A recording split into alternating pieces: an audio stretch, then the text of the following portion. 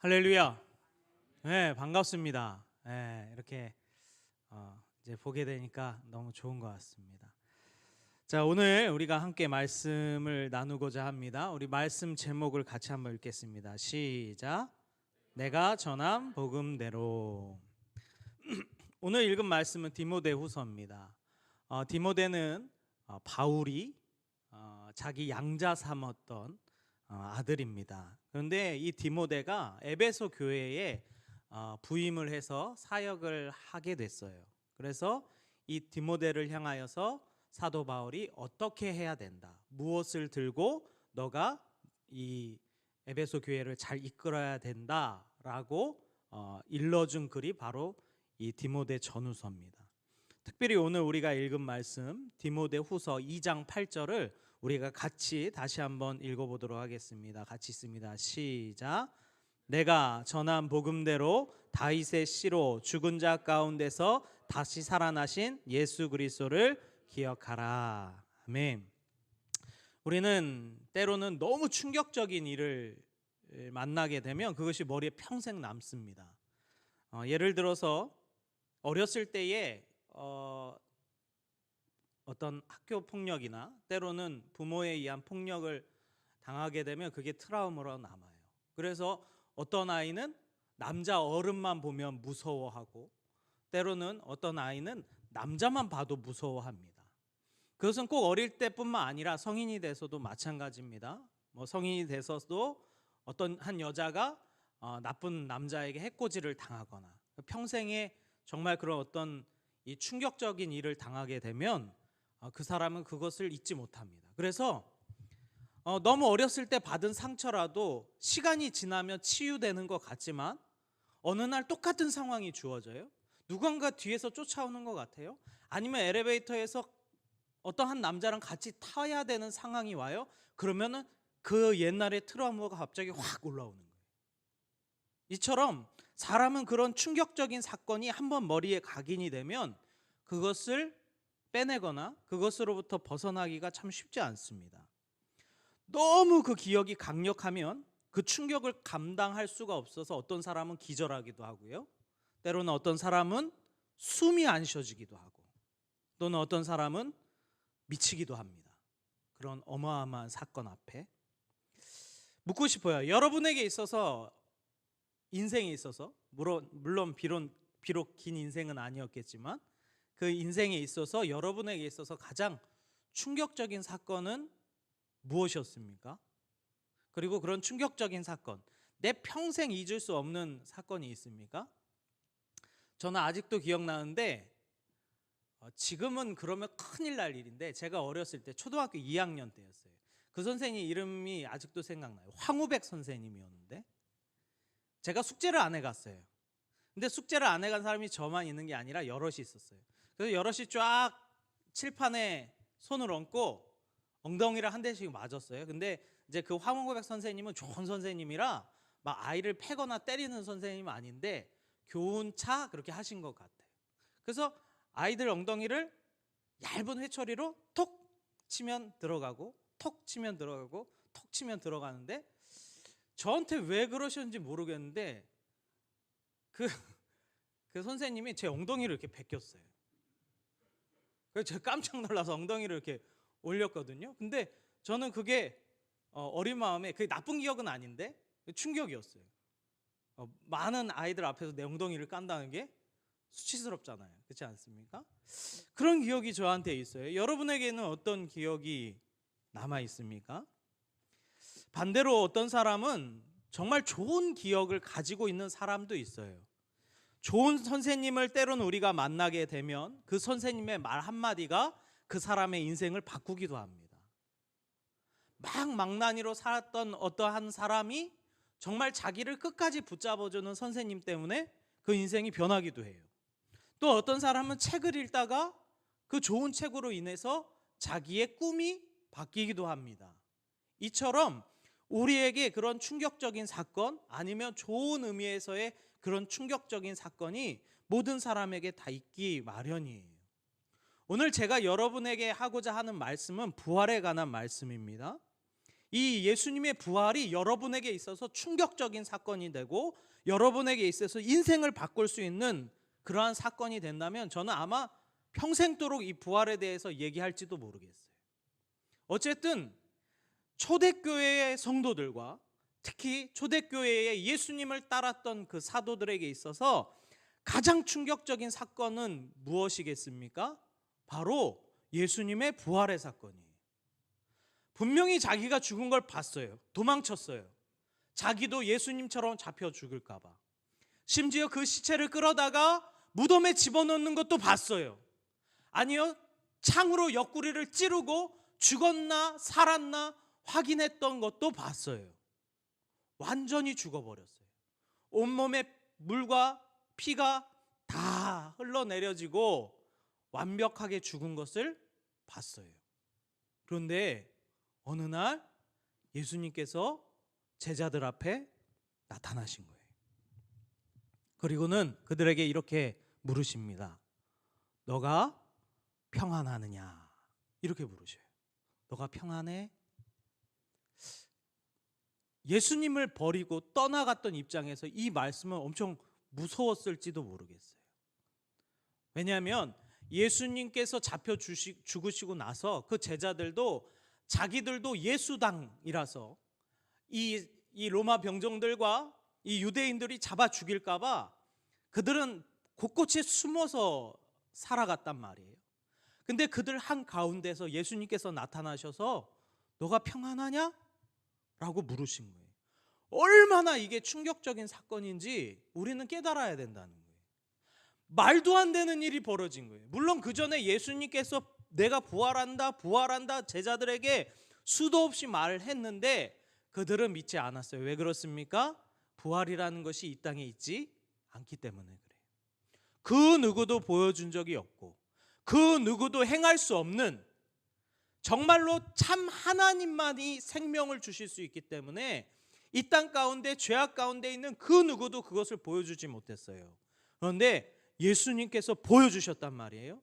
그렇기 때문에 그 제자들에게 있어서는 가장 충격적인 사건이었어요. 여러분, 만일 오늘 예수님께서 여기 계셔서 죽으시고 다시 살아나신 것을 여러분이 만약에 봤다면 여러분 예수 안 믿겠습니까? 아주 강하게 믿을 거예요. 왜요? 내 눈으로 본 걸 어떻게 부인합니까? 예수님께서 죽은 걸 내가 확인했어요. 그런데 예수님께서 부활하신 것을 봤을 때 그 충격이 얼마나 클까? 제자들은요, 예수님을 부인할 수 없었던 거예요. 내 눈으로 직접 봤기 때문에. 그러니까 여러분도 만일 예수님께서 죽고 살아나신 것을 여러분 두 눈으로 직접 봤다면 여러분 절대 예수님 부인하지 못할 거라는 거예요. 그런데 오늘날 예수님이 안 계시니까 여러분이 그 충격이 없는 거예요.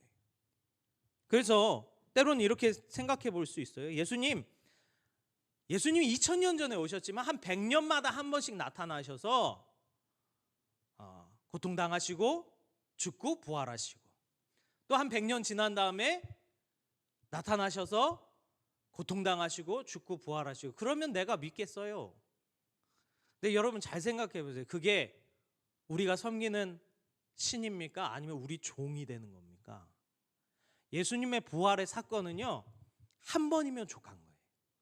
하나님께서 우리를 위하여 대속하신 그 사건은 한 번이면 족하다 이 말이에요. 왜요? 전능하신 그 하나님께서 우리를 위하여 대속하셨기 때문에 그 대속의 효과가 영원하다 이 말이에요. 한 번이면 족한 거예요. 매번 100년 때마다 한 번씩 우리를 위해서 와서 죽으시고 부활해달라? 그건 하나님이 아니죠. 우리의 종처럼 지금 생각하는 거예요. 그것은. 이처럼 예수님께서 이 땅에 오셔서 죽고 부활하신 사건은 그 제자들에게 매우 충격적이고 어마어마한 사건이었습니다. 그래서 초대교회는요, 예수님의 부활하신 사건을 본 성도들이 매일 모여서 떡을 떼고 이것은 예수님의 살입니다. 이것은 예수님의 피입니다. 매일 모여서 떡과 잔을 나누면서 예수님의 부활하심을 기념했다는 거예요. 자, 그런데 우리는 오늘날 예수님의 부활에 대해서 부활절에 딱 한 번 얘기하고 안 해요. 거의 대부분의 교회들이 그렇습니다. 부활절 때쯤 되면 부활에 대한 설교를 딱 한 번 하고요. 그 다음으로는 부활에 대한 설교를 전혀 하지 않아요. 성경을 아무리 읽어봐도 이 부활하신 사건이 제일 중요한데 이것에 대해서 교회는 생각보다 많이 말하지 않아요. 여러분 그거 아십니까? 성경에 보면, 신약 성경에 보면 십자가 얘기보다 부활 얘기가 훨씬 많아요. 성경을 부활에 초점을 두고 읽어보세요. 십자가에 대하여 얘기한 것, 그가 나무에 달려 돌아가셨다라고 한 것보다 예수님께서 부활하셔서 우리의 구주가 되셨다라고 선포하는 구절이 훨씬 많습니다. 그런데 희한하게도 우리가 성경을 보면서 그게 안 보여요. 그게 안 보여요. 왜 그렇습니까? 저는 그렇게 생각합니다. 사단 마귀가 참된 복음의 진리가 무엇인지 우리의 눈을 가리고 있다는 거예요. 왜 이것이 안 보일까? 오늘 제가 사도행전을 앞부분만 조금 살필 건데 앞부분에 좀 살피는 내용이 다 부활에 관한 내용이에요. 부활에 관한 내용. 그래서 우리가 그 말씀을 한번 같이 찾아봤으면 좋겠습니다. 여러분 성경책 있습니까? 성경책? 여러분 성경책 있으셔야 돼요. 오늘 제가 일부러 이거 말씀 준비 안 했어요. PPT 일부러 안 했어요. 여러분이 직접 성경을 보고 찾았으면 하는 바람이에요. 혹시 성경책이 없으면 핸드폰을 여셔서 성경 어플을 열어보세요. 제가 오늘 같이 한번 쭉 찾아볼 건데 앞부분만 좀 찾아볼 거예요. 그런데 거의 대부분 다 부활에 관한 내용인 것을 우리가 함께 확인해 봤으면 좋겠어요. 제가 전에 사도행전을 매일 1도씩 해서 총 40번 읽는 것을 한 적이 있는데 그때 성경에 부활에 대한 메시지가 그렇게 많은지 처음 알았어요. 자, 우리 사도행전 1장 22절 봅시다. 사도행전 1장 22절을 한번 살펴보세요. 사도행전 1장 22절. 제가 읽겠습니다. 항상 우리와 함께 다니던 사람 중에 하나를 세워 우리와 더불어 예수께서 부활하심을 증언할 사람이 되게 하여야 하리라. 이게 무슨 말이냐면 초대교회의 사도 중에 죽은 가룟 유다에 대하여 그 제자가 한 명이 없어졌으니까 다른 제자를 한 명 뽑기로 했어요. 근데 그 뽑는 조건이 있어요. 그것은 무엇이냐면 우리와 더불어 예수께서 부활하심을 증언할 자가 돼야 함이라. 이렇게 말하는 거예요. 자, 사도행전 2장입니다. 2장 14절 봅시다. 사도행전 2장 14절에서 36절은 성령을 그들이 받은 후에 성령 받은 그들을 세상 사람들이 술 취했다라고 비난해요. 왜냐하면 그들이 막 방언을 했거든요. 그러니까 저들이 술 취한 거 아니야? 라고 했는데 3장 14절에 보면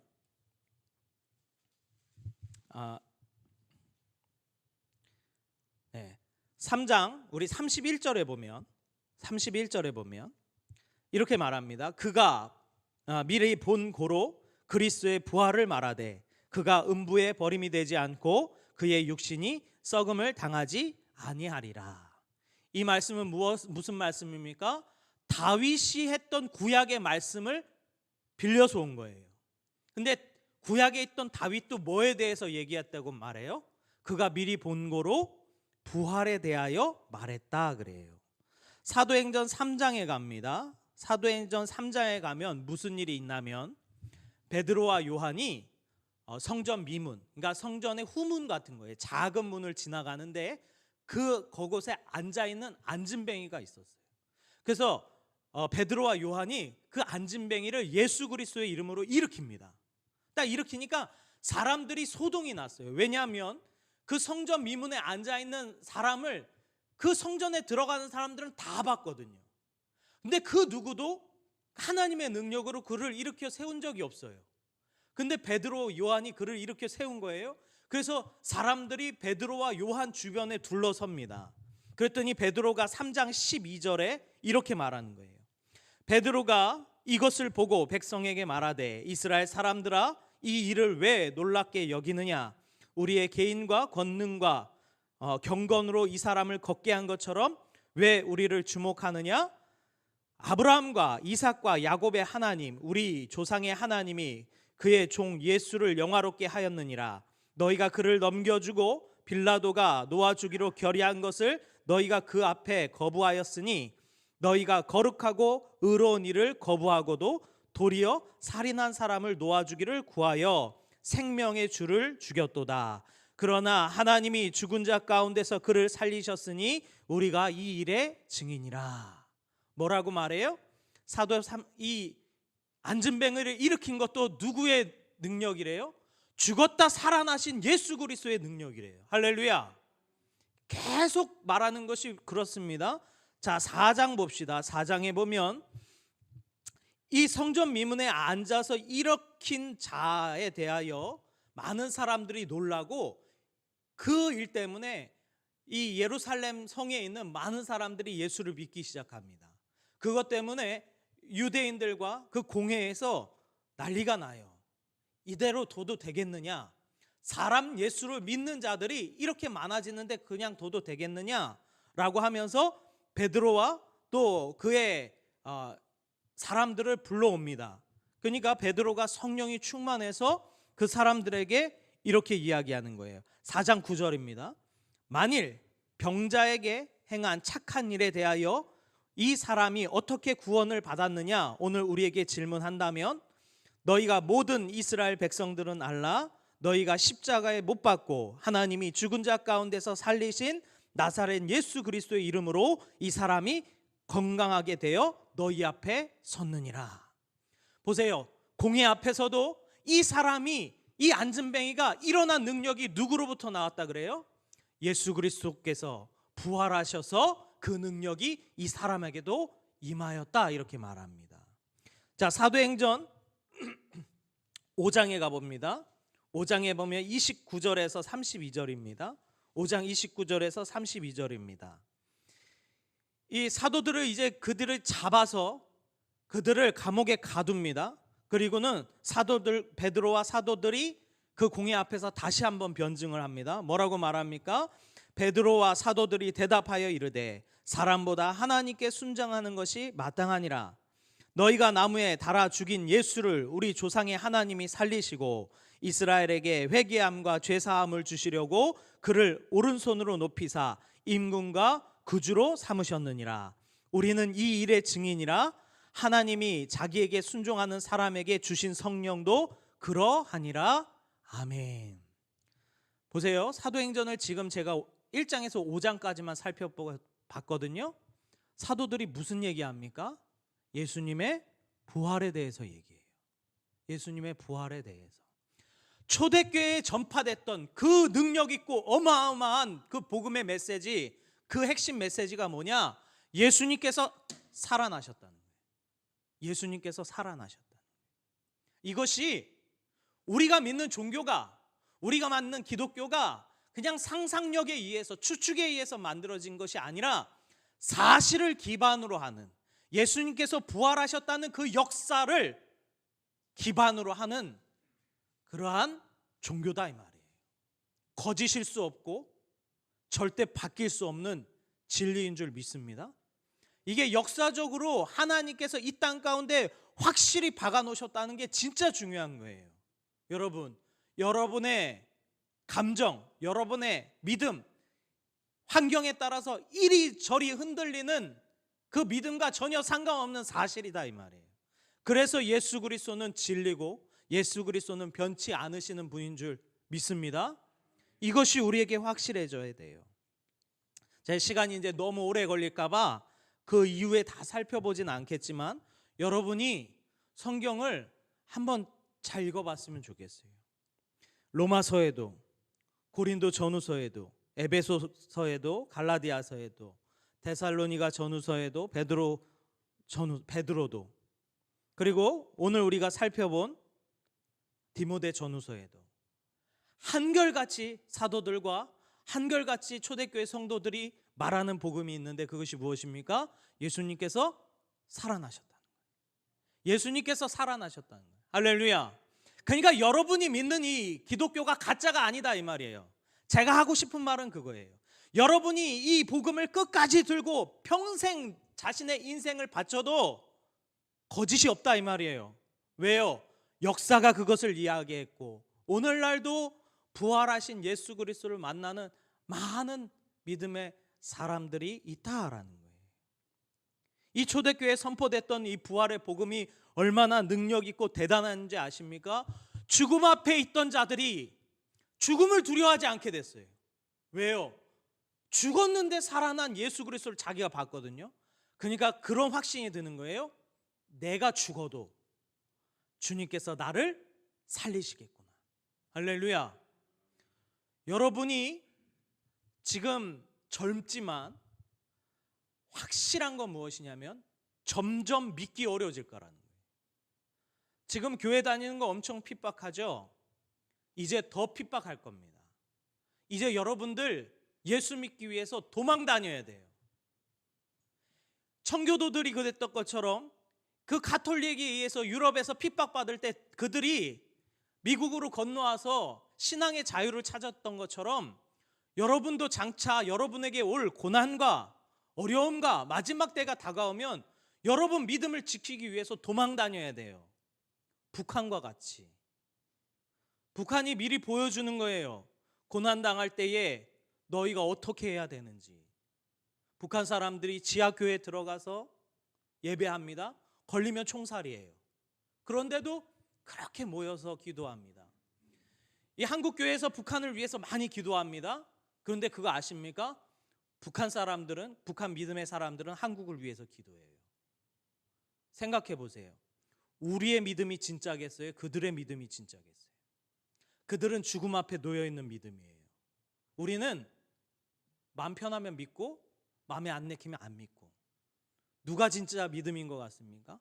우리가 그들을 향하여 기도하는 것이 능력이 있겠습니까? 그들이 우리를 향하여 기도하는 것이 능력이 있겠습니까? 이처럼 부활의 복음은 죽음 앞에 직면한 사람에게 조금도 죽음이 두렵지 않도록 만드는 능력의 복음이다 이 말이에요. 할렐루야. 우리 선생님들도 마찬가지입니다. 한번 신약 성경을 쭉 살펴보세요. 예수님의 죽음에 대해서 더 말을 많이 하는가?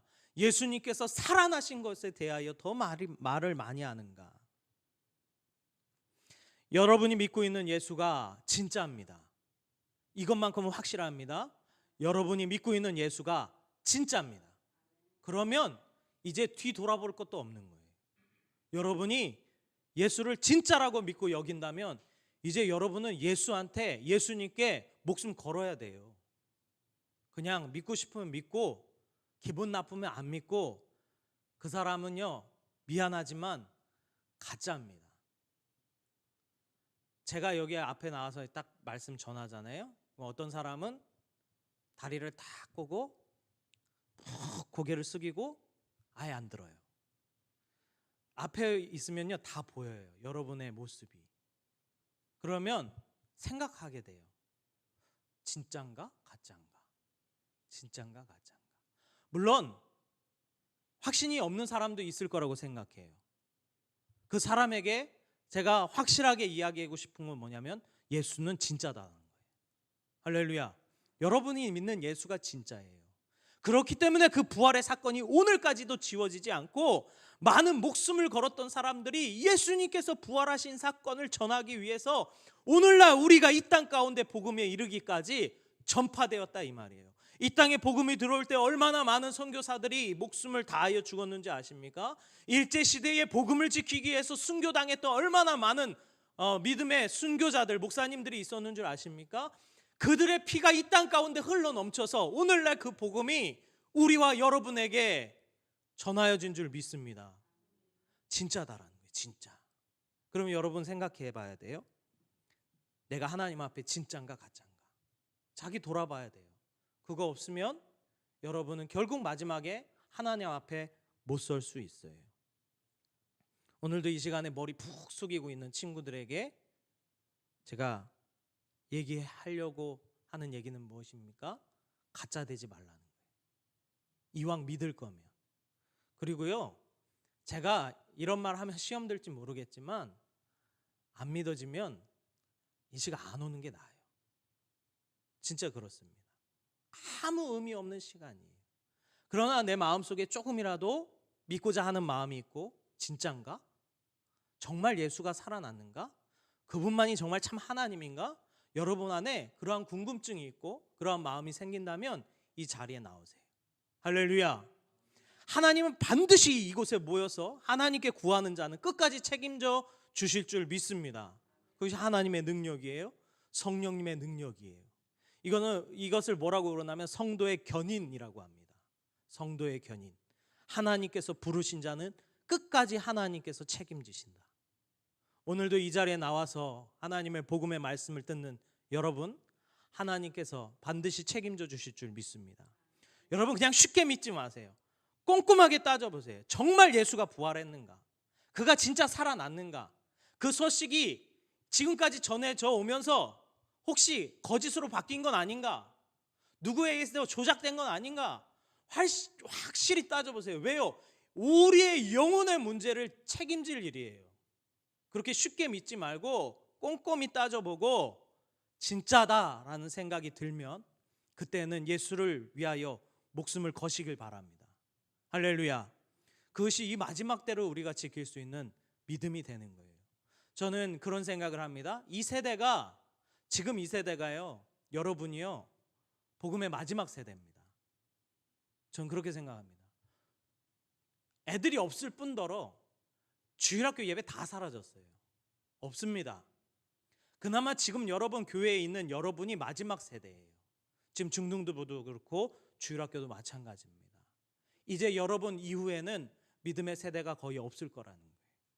그렇기 때문에 여러분이 확실한 믿음이 없으면 여러분도 거기에 휩쓸려서 그냥 나가 떨어지게 돼요. 여러분에게 예수 부활의 사건이 정말 충격적이고 가장 확실한 사건이 되시기를 간절히 소망합니다. 기도하겠습니다.